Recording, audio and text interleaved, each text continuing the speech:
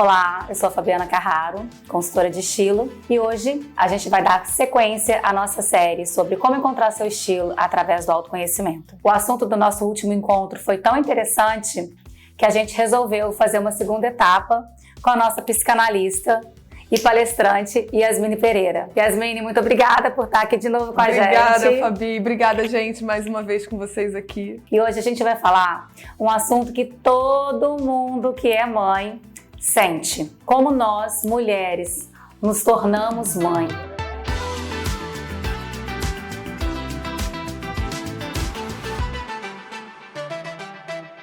Porque a gente espera, né, quando a gente engravida, quem tem a vontade, quem tem o desejo de ser mãe, o que acontece? A gente engravida, a gente aproveita a gestação, a gente fala, nossa, tô doida pra ser mãe, tô esperando a criança nascer, a criança nasce e bum! Gente, é o famoso quando nasce o bebê, nasce uma mãe. E aí, Yasmine, explica pra gente, ensina pra gente como é que funciona essa psique materna, que é uma loucura, que é um furacão, né, gente?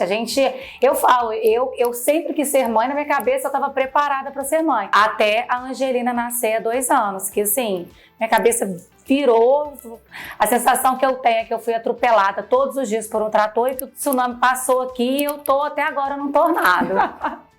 Fala pra gente. Essa é uma fala muito boa. Saber o que vai acontecer, saber como vai acontecer, ou saber que vai acontecer, não tira da gente a dor quando acontece, o sofrimento quando acontece, as tristezas e as alegrias quando acontecem. Assim. Essa foi uma frase que o meu analista falou pra mim na ocasião da morte da minha avó. Eu falei, mas eu já sabia que ela ia falecer, talvez fosse até melhor pra ela não ficar sofrendo, aquela coisa que a gente vai achando justificativa. E aí ele falou, Yasmine, saber que vai morrer não elimina a dor.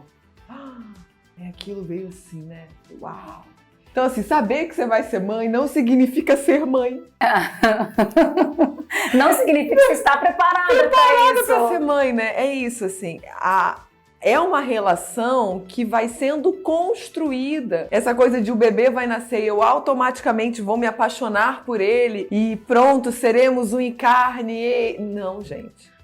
Nossa, você falou uma coisa aí muito interessante, porque eu ouço várias pessoas, várias mães que a criança nasce, tá ali no hospital e a minha mãe fala assim, nossa, eu nunca senti um amor tão surreal, alguma coisa assim. E eu falo, caramba, aí às vezes eu fico pensando, porque nasce a mãe, nasce a culpa, né? Aí eu fico pensando, gente, mas eu não senti isso assim que eu vi a Angelina. Eu fiquei emocionada, fiquei super emocionada, mas eu acredito que é uma construção. Eu acredito que a gente vai construindo dia após dia, tipo, momento após momento, essa construção, tipo, mãe e filho, né? Sim, isso é importante, assim, porque como você pode estar amando uma pessoa que você sequer conhece? Então, o processo de amar uma pessoa é um processo de conhecer essa pessoa, conhecer você na relação com essa pessoa. E é possível que você seja uma excelente mãe e não ame seu filho, né? Esse é um tabu que a gente precisa quebrar. O que é ser uma boa mãe versus eu não preciso necessariamente amar meu filho. É claro que se amar vai ser muito melhor e tal, sim. E muitas mães amam, sim. Mas tem mães que não amam. Jura, Mini? Existe. Sério? Sério. Como assim? Eu não consigo imaginar isso. Eu acho que, enfim, eu tenho casos de pessoas assim, eu já escutei relatos de pessoas que não gostam de quem a criança é. O jeito da criança, e aí beleza, ok. Cada caso com a sua particularidade, mas isso é possível. Porque senão a gente fica com aquela culpa de que a mulher precisa necessariamente amar seu filho. E se a gente tá falando aqui de autoconhecimento, de liberdade, também é importante saber que você pode se autorizar a não gostar. Ou não gosto do que você fez, não significa que eu não goste de você. Essa também é uma frase muito boa que eu entrego pra mães, assim, sempre. Quando a Angelina come suas maquiagens, você não olha pra ela e fala, eu te amo. Não, neste momento, eu não gosto do que você fez. O meu amor por você é para além disso. É verdade. Não, e você tá falando isso, eu tô pensando em uma outra coisa aqui também, que tipo assim, eu vejo que vários clientes, antes de eu ser mãe, vários clientes me procuravam e hoje eu entendo ainda mais, eu tenho mais empatia. Quando, Yasmine, as pessoas, a mãe, quando a pessoa vira mãe, só usa coque o dia todo e aí resolve se vestir de roupa de mãe, né? Que tem aquele negócio, agora eu sou mãe, não tenho que me arrumar mais, vou me vestir de roupa de mãe e eu não quero saber, nada mais acontece na minha vida porque eu preciso cuidar de um ser humano. E aí eu fico pensando, como é que fica a cabeça dessa mulher que não quer se cuidar mais, sabe? A cabeça dessa mulher que resolveu se entregar 100% à maternidade. Óbvio, gente, eu sou uma pessoa que resolvi me entregar à maternidade, mas eu acho que o cuidado com a gente é importante, né? Sem dúvida. Principalmente, eu acho que nesse momento entra a análise. Para você ter esse autoconhecimento, para você se entender, entender essa construção de mãe e filho, entender que você também continua ali como mulher, como presença, que antes de ser mãe você também era uma mulher, né? Sim, tem várias nuances dessa resposta aí, assim. Uma das coisas que é muito perigoso é que com a maternidade haja um grude entre mãe e bebê. E aí a coisa fique meio indistinta, então o que é a vida dessa mãe e o que é a vida desse bebê, então tudo junto. Eu só vivo em função da criança, eu só faço as coisas para a criança, meus horários são os horários da criança, a criança está mandando na casa. Meu adulto da relação é você, a mãe, o pai, os cuidadores, a parentalidade, as pessoas que estão assumindo essa função, né? A gente está aqui falando de mãe e maternidade, mas pode ser uma pessoa que adota, um pai, casais homoafetivos que adotam, enfim. A pessoa que está exercendo essa função, se grudar, é perigoso para o psiquismo da criança. Então a gente pega crianças que tiveram mães que grudaram, então não tinham vida para além do filho, a vida vira a vida do filho, e aí a gente pode ter inúmeros problemas. A mãe narcisista? Mas talvez não seja disso que se trata, assim, mas, por exemplo, um grude, assim, de uma pessoa que, por exemplo, ela não sai, os horários são todos os da criança, a criança jamais se adapta ao horário da família. A criança fala, eu quero passar férias na Disney. Você está falando de uma criança de 4 anos de idade, a criança está decidindo. É diferente de você falar, que lugares você gostaria de conhecer, vão pensar se dá, mas a decisão ser do adulto. Você está falando, gente, vem várias coisas assim na minha cabeça. Agora eu tô lembrando de um caso muito louco. Eu viajei com umas amigas uma vez, e aí a gente dividiu o quarto. Éramos em 4 meninas, e uma delas falou assim, nossa, que delícia que é dormir sozinha. Eu falei assim, mas por quê? Como assim dormir sozinha numa cama? Ela, porque quando eu viajo com o meu namorado, ela namorava uma menina há uns 4 anos, a minha sogra sempre tem que viajar junto e ela dorme no meio com a gente. Gente, esse é um caso pessoal que eu tô contando. Olha que louco isso, me explica. Eu prefiro não comentar. É muito louco. Freud explica, gente. Freud explica. A gente leva o marido dela pra análise, o namorado. E a sogra? A sogra talvez não tenha jeito. Não, tô brincando. Mas no caso, o limite quem precisa dar é o namorado, né? Loucura isso, né? Eu tive uma história de que dormia a mãe e o namorado e a menina na cama do filho. Já escutei. Não é uma história minha, não é um caso meu, não. Mas histórias que as pessoas contam, né? Você fala, nossa, você é psicanalista, aí a pessoa te conta uma história. Tem sempre isso. Ou então fala, menina, você não sabe, aconteceu comigo. Aí você fala, o CNPJ fechou. Agora aqui eu tô na hora só do CPF, o CNPJ tá fechado. Mas viajava e aí ele dormia na cama com a mãe e a menina dormia na cama de solteiro. Gente. Mas enfim, voltando a falar da mulher que se veste, então, os perigos, né? Da mulher É muito papo, né, gente? Da mulher ser só mãe. Ela precisa ter a vida dela, né? Então, quem está exercendo essa função precisa ter a própria vida, porque para além de maternar, para além da parentalidade, você é uma pessoa. Assim como para além do trabalho, você é uma pessoa, né? Muitas vezes as pessoas também se misturam. Eu viro o meu trabalho, então eu me apresento a partir do meu trabalho. Oi, eu sou Yasmine e eu sou psicanalista, e a pessoa não sabe se apresentar para além disso. Não, pera, tem tanta coisa sobre você que você pode dizer. Então, oi, eu sou fulana, eu sou mãe. Não, você não se reduz a ser só mãe. Você é também mãe. Então, entender essas nuances, não se perder em viver a vida da criança, achar que a sua vida é só isso. Porque, claro, gente, é muita insegurança. A gente tende a reviver nesses primeiros meses do bebê os nossos primeiros meses de vida, como foi chegar nesse mundo, como se reentender também, né? Se reentender como mãe, como mulher. Você se reentende, assim, se reaprende a ser quem você é. E eu acho também, Yasmine, isso tudo que você está falando muito importante. E com experiências novas, desculpa te interromper, mas com experiências novas, porque acontece algo de uma magnitude que de fato muda a tua vida, muda a tua rotina. Muda tudo. E é entender que as coisas vão mudar. E que você tem que aprender, né? Que você tem que entender e aprender a se habituar com essa nova rotina. Porque eu acho que essa é a maior dificuldade, é você ficar se comparando como era a sua vida antes de ser mãe. E, gente, não tem comparação. Eu acho que você é uma pessoa antes de ser mãe e depois de ser mãe. Sim. Eu acho que é isso. Eu acho que aí é o grande X da questão, e eu falo como mãe, como pessoalmente falando, Fabiana, que eu tive muito, ainda estou nesse processo de entender e parar de me comparar antes de Angelina nascer e após a Angelina nascer, porque é outra coisa. Hoje o tempo para mim vale ouro, porque eu não tenho tempo.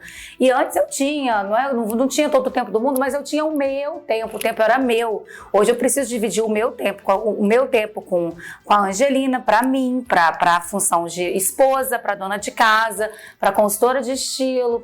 Então, assim, é uma loucura isso tudo. E saber que você não vai dar conta de tudo. E que não vai dar conta, gente, isso é o mais importante. A gente não vai dar conta de tudo. Façam terapia, porque isso é muito importante. Entender que você não vai dar conta. Cara, claro, acho que talvez uma exigência muito social em termos, né, em nós mulheres, de que a gente dê conta de tudo, da casa, do trabalho, dos filhos, do marido, da mulher, né, que a gente dê conta. O dia que eu entendi que eu não vou dar conta de tudo, não vou. É humanamente impossível você dar conta de tudo. Foi um alívio que entrou na minha vida, assim, mas e a casa tá bagunçada? Não deu. Gente, foda-se. Gente, não deu.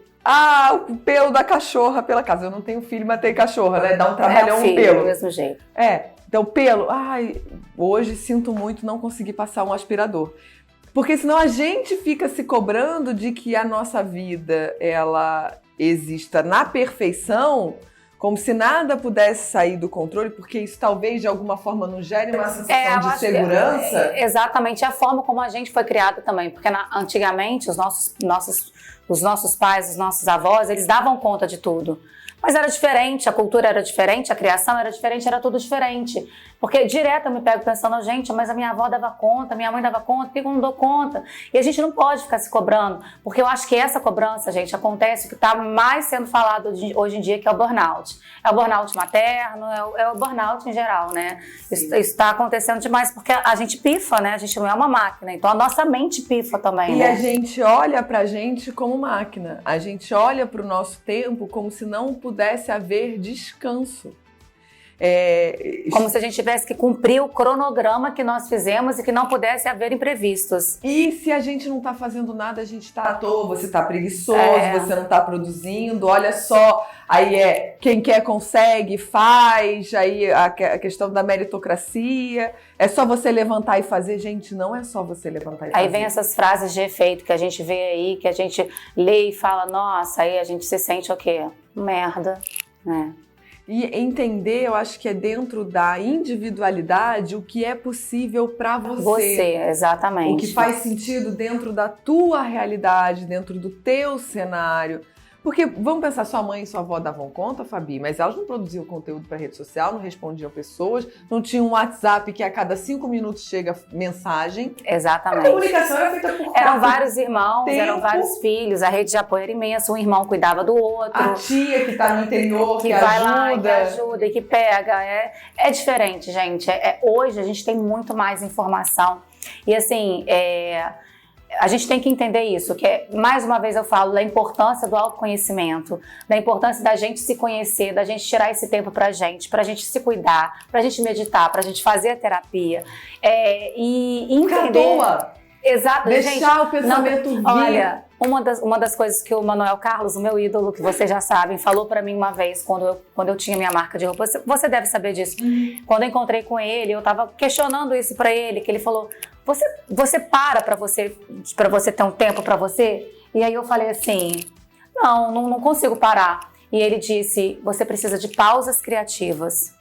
Você precisa de pausas criativas. Gente, Manuel Carlos, nossa, me achando falando isso. Mas quando ele falou isso pra mim, eu entendi que eu precisava ter pausas criativas. Porque quando eu parasse e ficasse olhando pro nada, olhando pro vento, olhando pro teto, ou respirasse um ar puro, quando eu voltava mais relaxada, eu voltava mais cheia de ideias, mas sabe, com muito mais disposição. Eu tenho uma história ótima para contar sobre isso, que assim, a minha primeira formação é em jornalismo, eu estudei jornalismo, trabalhei muito tempo com comunicação, E aí chegou um momento em que eu falei, cansei, vou virar psicanalista e, enfim, estou na psicanálise aí já tem uns bons anos.